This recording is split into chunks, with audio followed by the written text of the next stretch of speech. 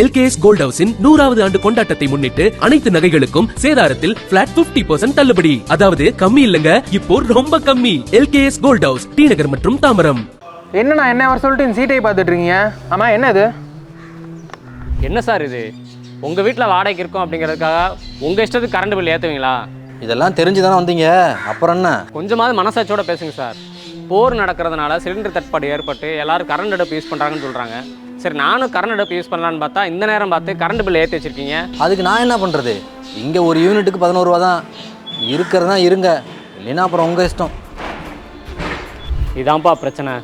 ஏண்ணா நானும் வாடகை வீட்டில் தான் இருக்கேன். யூனிட்டுக்கு 5 ரூபா தான் கொடுக்குறேன். அது எப்படி நீ மட்டும் 5 ரூபா தர்ற? இபியில் வேலை பார்க்குறேன், எனக்கு தெரியாதா கவர்மெண்ட் எவ்வளோ போடுறாங்க, நான் எவ்வளோ கொடுக்கணும்னு? அதையும் மீறி அவர் வாங்கினா 1 லட்ச ரூபா போயிடும்னு சொல்லி பயம் இருக்காதான்னு?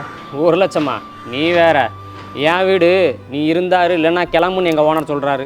என்ன அவங்க வீடு வாடகைக்கு இருந்தால் மட்டும் காசு என்ன நமக்கு வானத்துலேருந்து கூட்டுதா? அதானே கவர்மெண்ட் வந்து இந்த வாடகை வீட்டுக்கு மட்டும் தனியாக கரண்ட் பில் கனெக்ட் பண்ணி தராங்களா என்ன? கவர்மெண்ட்டு கரண்ட் பில் எப்படி கனெக்ட் பண்ணுறாங்கன்னா ஸ்லாப் வைஸ் வச்சுருக்காங்க. இப்போது மொதல் 100 யூனிட்டுக்கு வந்து 0, அதாவது எந்த ஒரு காசுமே வாங்க மாட்டாங்க, நமக்கு ஃப்ரீ. 101லேருந்து 400 யூனிட் வரைக்கும் யூனிட்டுக்கு 4 ரூபா 70 பைசா. 401லேருந்து 500 யூனிட்டுக்கு 6 ரூபா 30 பைசா. 501லேருந்து 600 யூனிட் வரைக்கும் 8 ரூபா 40 பைசா. 601லேருந்து 800 யூனிட் வரைக்கும் 9 ரூபா 45 பைசா. இப்படி நம்ம யூஸ் பண்ணுற யூனிட்டை பொறுத்தும் நம்ம யூஸ் பண்ணுற கரண்ட்டோட டைப்பை பொறுத்தும் விலை வந்து வச்சுருக்காங்க. இது வந்து வீடுகளுக்குன்னு கவர்மெண்ட் சொல்கிற கணக்கு. இதை டொமஸ்டிக்னு சொல்கிறாங்க, ஓகேவா? இப்போ சொந்த வீடு வச்சுருக்கவங்க வாடகை வீட்டில் இருக்கவங்களுக்குன்னு தனித்தனியெல்லாம் கிடையாது, எல்லாருக்கும் ஒரே கணக்கு தான். நான் கூட வாடகை வீட்டில் இருக்கிறவங்களுக்கு கமர்ஷியலு, அதனால தான் இவ்வளோ கரண்ட் பில் வருதான்னு கூட நினச்சேன்பா.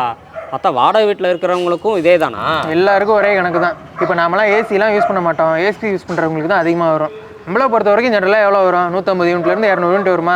இதுக்கு நான் சொன்ன ஸ்லாப் படி பார்த்தோம்னா வெறும் 5 ரூபா தான். 5 ரூபாங்க, அதே அதிகம் தான். நீ சொல்கிற கணக்கு பார்த்தா எனக்கு அந்த 100 யூனிட் ஃப்ரீ மின்சாரம் கொடுக்குறதில்ல, ஒரு யூனிட்டுக்கு 11 ரூபான்னு போட்டு பகல் கொள்ளையெல்லாம் அடிக்கிறாங்க. இந்த இடத்துல தான் எல்லாரும் நம்மளை ஏமாத்துறாங்க. இப்போ இந்த வீடு வாடகைக்கு விடுறவங்கலாம் ஒரு 4 வீடு வாடகைக்கு விடுவாங்க. ஆனால் 4 வீட்டுக்கும் தனித்தனி சர்வீஸ்லாம் வாங்கி வச்சிருக்க மாட்டாங்க. ஒரே ஒரு சர்வீஸ் வாங்கி வச்சுக்கிட்டு ஆனால் 4 வீட்டுக்கும் தனித்தனியாக கரண்ட் பில் காட்டணும்ல, அதுக்காக என்ன பண்ணிக்குவாங்க, மெயின் மீட்டர் கவர்மெண்ட் பொருத்தி கொடுத்துருவாங்கல்ல, அதுலேருந்து சப்மீட்டர் மட்டும் வச்சுக்குவாங்க. இப்போ அந்த சப்மீட்டர் கணக்குப்படி மொதல் வீட்டுக்கு 200 யூனிட், 2வது வீட்டுக்கு 150 யூனிட், 3வது வீட்டுக்கு 250 யூனிட், 4வது வீட்டுக்கு 200 யூனிட் ஓடி இருக்குன்னு வைங்க. மொத்தமாக பார்த்தா 800 யூனிட். இப்போ கவர்மெண்ட் வச்சிருக்க மெயின் மீட்டரில் இந்த 800 யூனிட் தான் காட்டும்.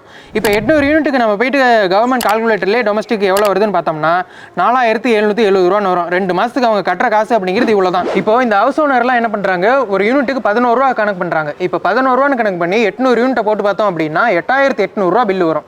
இப்போ அவங்க போயிட்டாங்க 8800 ரூபாய் கட்டுறாங்க, வெறும் 4770 ரூபாய் தான் கட்டுறாங்க. அப்போ மீதி இருக்க 4030 ரூபா காசு அப்படிங்கிறது நம்மளை ஏமாத்துறாங்க தானே? பகல் கொள்ளையால இருக்கு.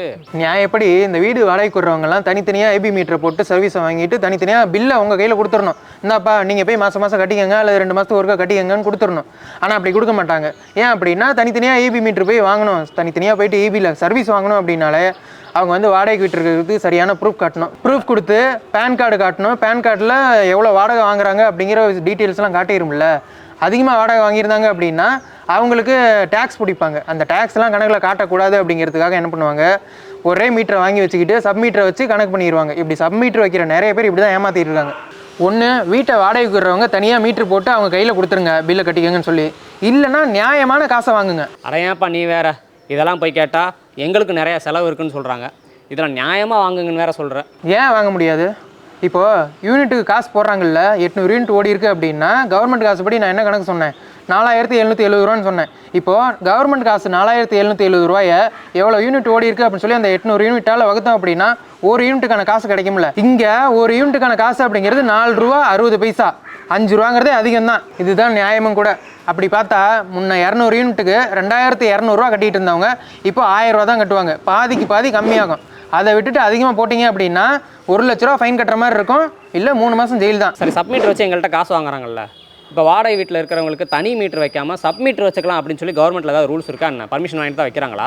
அப்படியே வச்சாலும் சப்மீட்டரில் கரெக்டாக தான் காட்டுதுன்னு எப்படி நம்புறது? இல்லைண்ணா, இபியில் வந்து இந்த ரூல்ஸ் அந்த மாதிரி கிடையாது. சப்மீட்டர் ஒரு வீட்டில் வச்சுக்கிறாங்க அப்படின்னா எங்கள்கிட்ட பர்மிஷன் வாங்கணும் அப்படிங்கிற அம்சம் எங்களுக்கு கொடுக்கல. ஆனால் இதுக்குன்னு தனியாக சட்டம் கொண்டு வந்து அந்த சப்மீட்டர்லாம் மானிட்டர் பண்ணால் நல்லா தான் இருக்கும். ஒருவேளை அவங்க சப்மீட்டர் வச்சு காசு வாங்குறாங்கல்ல, அதில் உங்களுக்கு சந்தேகமாக இருக்குது, அதிகமாக வாங்குற மாதிரி இருக்குது அப்படின்னா இபியில் வந்து கம்ப்ளைண்ட் பண்ணுங்கள். எங்கப்பா இதெல்லாம் போய் கேட்டால் உடனே வீட்டை காலி பண்ணுன்னு சொல்லிடுறாங்க, நம்ம என்ன பண்ணுறது? நாம் இப்படிலாம் வரனால தான் நம்ம தலையில் நல்லா மிளகா அரைக்கிறாங்க. ஒன்று தனியாக ஐபி மீட்டர் வாங்கி கொடுக்க சொல்லுங்கள். அப்படி இல்லையா சப்மீட்டர் வைக்கிறீங்களா, கரெக்டாக கணக்கு பண்ணி கரெக்டான காசை வாங்க சொல்லுங்கள். 2 இல்லைன்னா நாம தான் அவங்கள பண்ண வைக்கணும். ஆட்டு பண்ணையா கோழி பண்ணையா? இப்போ இந்த காமெடி இங்கே தேவையா?